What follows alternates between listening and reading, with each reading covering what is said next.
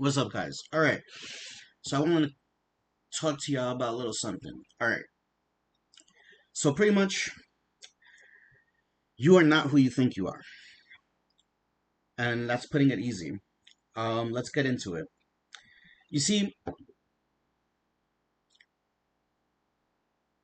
this idea that you have about yourself is a narrative that was partially constructed by you, but it's mostly influenced by all of these external things. So ultimately, these parts of you that tell you this is good, this is bad, this is who I am, this is who I should be, are all based on these ideas and concepts that were instilled into you by religion, culture, social norms, these identity factors like political ideology, um, uh, things you picked up from families, friends, other people involved in your life. Now, the thing is, if you deconstruct all of that, what's underneath? And what happens is, in most mystical traditions, we'll see that the self is not um, real per se. There is no fixed self. You're constantly changing, constantly becoming something different. But ultimately, there's this illusion that the self that you possess is your identity, it's the truth of who you are. But in actuality, it's this amalgamation of different components that were pasted together and placed on top of you. For the most part, actually, there's a lot of components of who you are or who you believe yourself to be that are actually spells that have been casted on you. Like the people have introduced you into to concepts and told you these concepts are good and should be had, they should be believed, and you followed suit and you believed, you chose to believe. And then this ends up putting you in this position where people are introducing you to things and you're sort of collecting these ideas and placing it on yourself, making it become a part of who your identity, part of your narrative of who you are. And most of these things are simply unnecessary. Ultimately, a large percentage of these components that you've placed on yourself as a part of this narrative is actually a prison. It's something that contains you and limits you. Because if your identity, for instance, if your identity tells you that that you should be progressive, and progressive specifically means this. So then when you come across something that you might disagree with, there's going to be some sort of disconnect because it's like, wait a second, I'm not allowed to disagree with this. So now you enter this state of performance.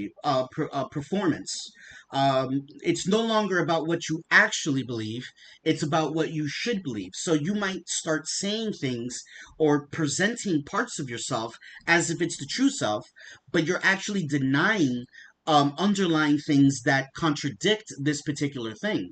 Not to say that progressivism is bad. I consider myself pretty progressive, but when I come across a specific thing that I disagree with, I simply disagree with it. I'm not beholden to this idea of progressive thinking or being.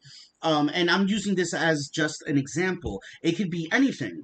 If you consider yourself traditionalist, but then there's a tradition that you simply find ridiculous. If you're a traditionalist, you might force yourself to believe that that thing is good simply because it is traditional and you're the type of person that should be traditional, and you end up screwing yourself into these prisons. And instead of allowing yourself to be natural, you're you're presenting a persona to the world, and it's a performance. This is who I should be. So what I am trying to bring to you right now is this idea of not being beholden to this identity that you've uh, either crafted or has been placed on you. Recognizing that who you are today is not going to be who you are 5 years from now. So, this identity that you hold and cling to right now is temporary and transitory. It's not the true you. And one way to understand this is by looking at these components of your identity and dismantling them through challenging and inquiry. So you can take a component of your identity and intend to destroy it. And if it holds true, then you can keep it. But if it starts to dismantle, if it starts to break apart because you're simply, not um uh if you start to dismantle this component of your identity and you recognize that there are some contradictions, there are some parts that are not completely accurate, you start to recognize the illusion that you've placed on yourself. So, what do we do about this?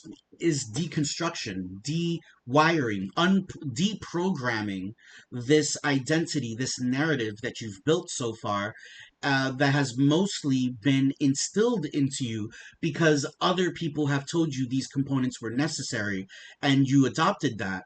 And it feels like you constructed it, but in actuality, a lot of it is just placed onto you. So, by deconstructing this narrative, the intention is not to achieve some null state where you're empty forever. Instead, it's to achieve that null state of emptiness and witness what lies beneath all of these components, beneath this identity, this narrative that has been crafted. Once you've achieved that, you are now aware of the illusions. You're aware of where the influences are coming from, and now you can uh, use the magical um, uh, method of rebuilding the self, of becoming. So what you're doing now is you're recreating a narrative, recreating an identity, but this time with intentionality, where you're getting to choose who you are rather than just being this amalgamation of ideas and concepts that were placed onto you. And understanding during that process of recreating yourself that you're not beholden to any particular thing. This means that if there is a particular path that you're walking, whether, philosophical, ideological, spiritual, whatever it may be, if it presents a specific thing that your true will doesn't vibe with, you're not required to add that to your um idea of self, to your narrative. So you can pretty much recreate yourself from scratch and become who you truly want to be, devoid of commandments and prohibitions. And thus you can step into the space of becoming your true God self or demon self or whatever component it is. Now, this idea of God and demon is still a part of the narrative. You're sort of tinting your your presentation, whether you want to be a little more godly and present this God self to the universe or to the public, like this is God self, or if you want to walk a darker path and present yourself as a demonic type entity. It's neither here nor there. It doesn't actually matter. Personally, I don't see myself as either because I believe this is just another narrative where if I am God's self, then I should believe this and I should do that. And it's all these things that trap you into this sense of being in a specific way because it's the way you should be. Now, I'm fond of aesthetic, so if I want to walk a darker path and I want to present myself as a more of a demon esque type entity, if that fits my narrative or that fits um my specific what my specific aesthetic, that is, you're capable of doing so, you're able to do so, but it's not necessary.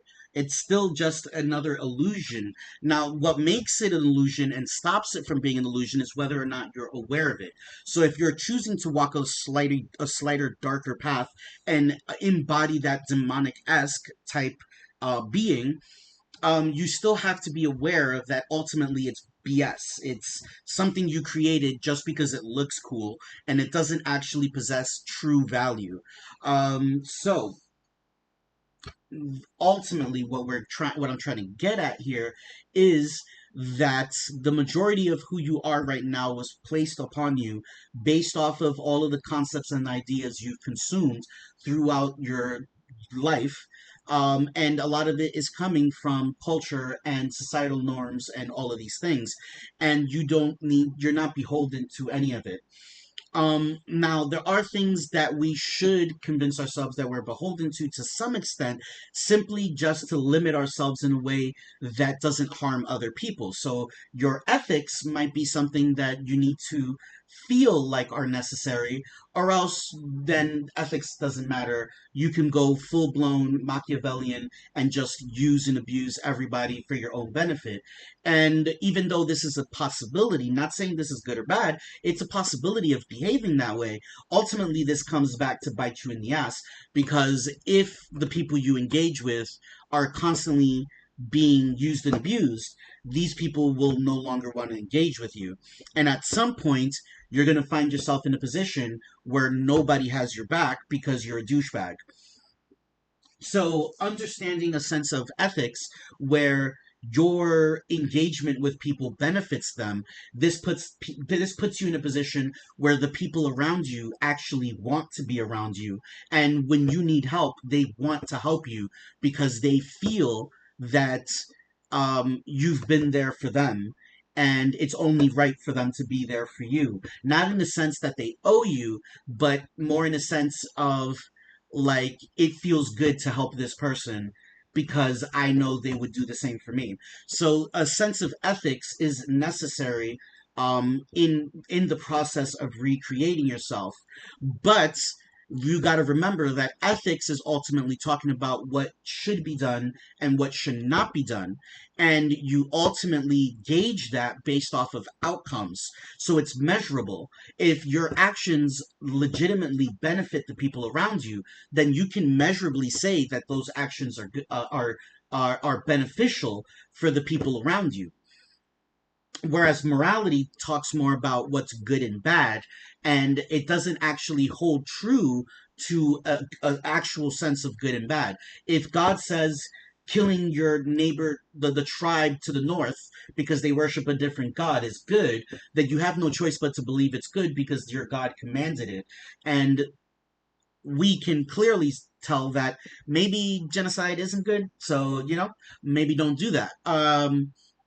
But in a state of trying to fit in with morality, you're going to be convinced that things that aren't actually good are good and things that aren't actually bad are bad.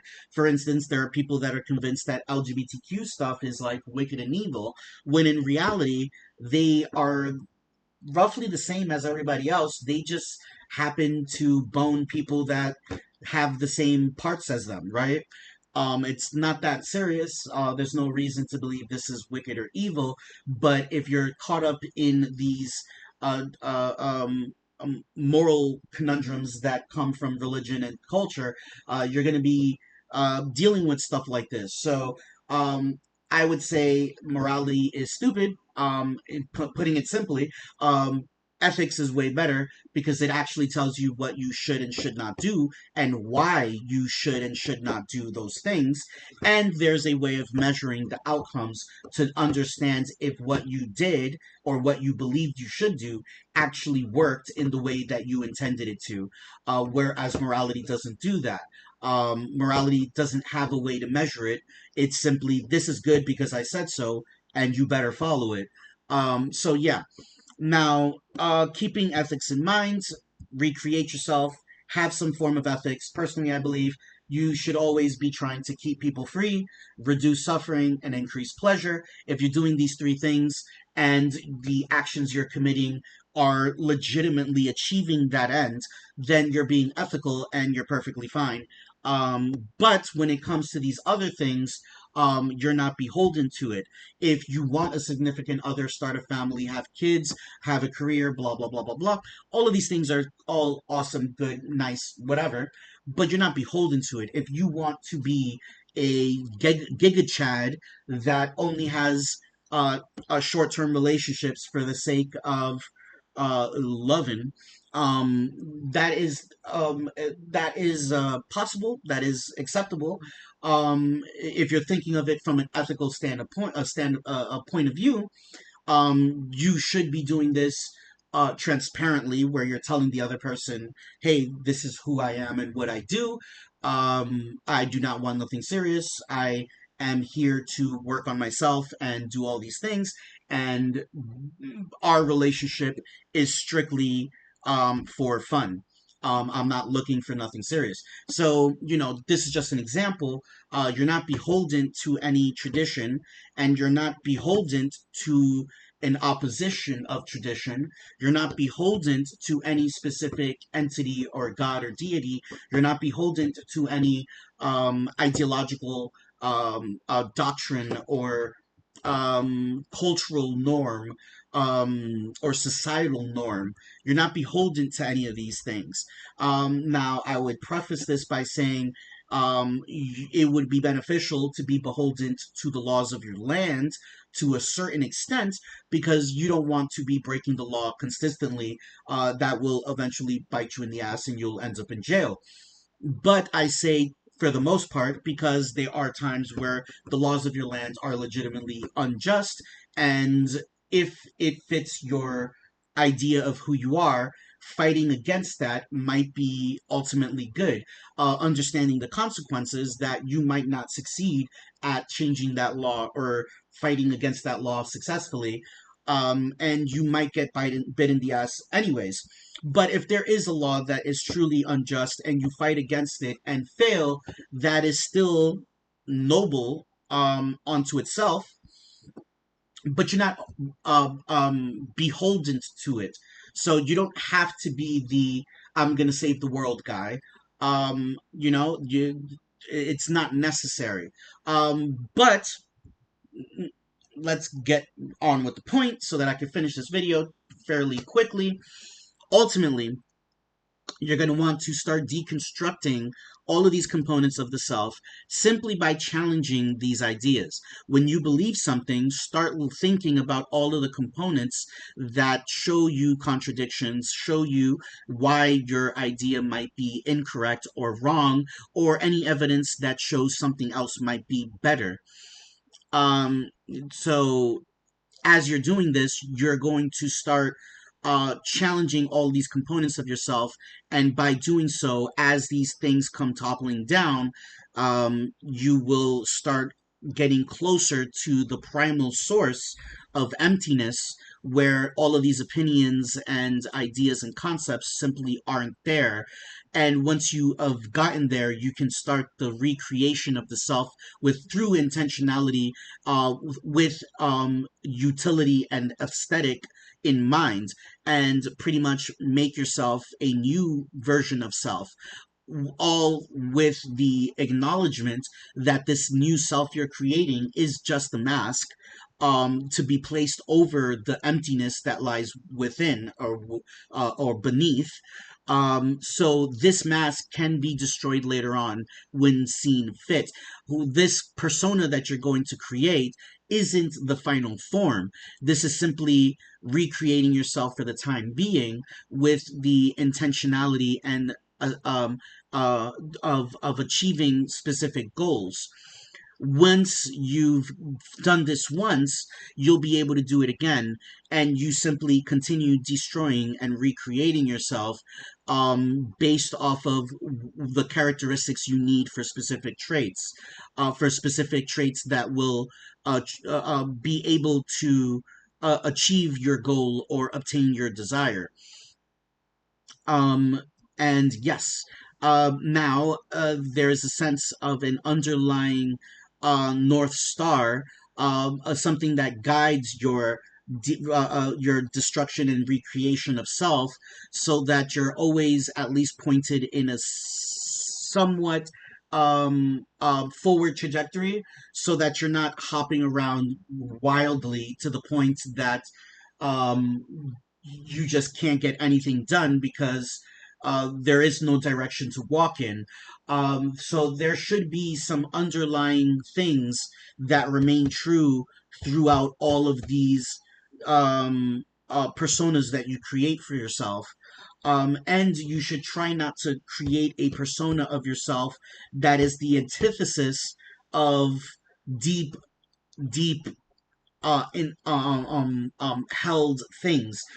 So for instance, if you are a relatively ethical person, but the thing that you're trying to do requires to be a very Machiavellian, sociopathic type person, it will not be beneficial to recreate yourself as this psychopath, narcissist, sociopath type person, simply to obtain your desires. This will probably not be good for you. I'm using this as an extreme example because some of our ethical imprints are so deeply in tuned with us that recreating yourself in a way that, like, for instance, if you believe that, like, if you're a lover of animals, you should probably not recreate yourself in a way that allows you to abuse animals.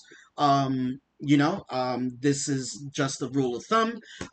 You should not be recreating yourself in a way that's legitimately detrimental and bad for other living creatures. Now, I would hone in on living creatures.